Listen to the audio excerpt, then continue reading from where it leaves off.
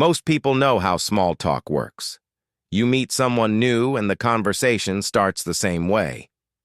How's your day going? Pretty good. Busy today? Yeah, a little. Maybe you talk about the weather. Maybe you talk about work. Maybe you comment on how crowded the place is. It's polite. It's easy. And for many people, it's completely normal. But for some people, small talk feels exhausting. Not because they dislike people, and not because they don't know how to have conversations. It's because those surface-level exchanges don't feel very meaningful. For them, the conversation feels like it's going in circles. So they sit there thinking, are we actually saying anything right now? This video explores the psychology of people who dislike small talk and why certain personalities naturally prefer deeper conversations instead. Small talk tends to follow a script, the same questions, the same answers, the same polite reactions. After a while, some people start noticing that pattern. They realize most of these conversations don't really go anywhere.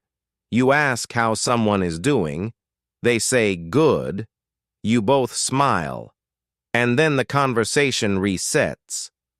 For people who enjoy exploring ideas or understanding people more deeply, that kind of interaction can feel repetitive. It's like watching the same short scene play out again and again. People who dislike small talk usually don't dislike conversation. In fact, many of them enjoy talking a lot. Just not about surface-level topics. Give them a meaningful discussion and they come alive. Talk about ideas, experiences, why people behave the way they do. Suddenly, the conversation becomes interesting. Their attention sharpens, their curiosity kicks in. Because instead of exchanging polite phrases, the conversation starts revealing something real. And that's the type of interaction they find energizing. Some people naturally analyze things more deeply. When they hear a simple statement, their mind starts asking questions. Why does this person think that? What led them to that opinion? What are they really trying to say? So when a conversation stays at the surface level, their mind keeps looking for something more. But small talk rarely goes there. It stays light, quick, and somewhat predictable.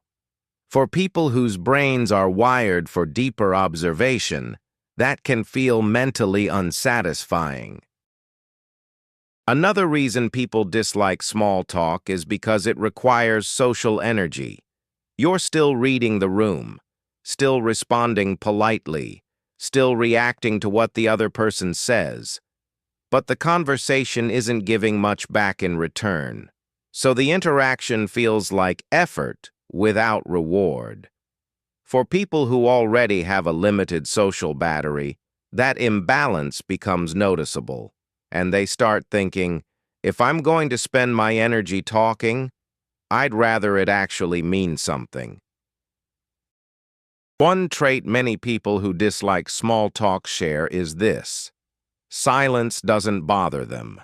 In many social situations, silence makes people uncomfortable. So they fill it with quick conversation. But for certain people, silence feels perfectly fine.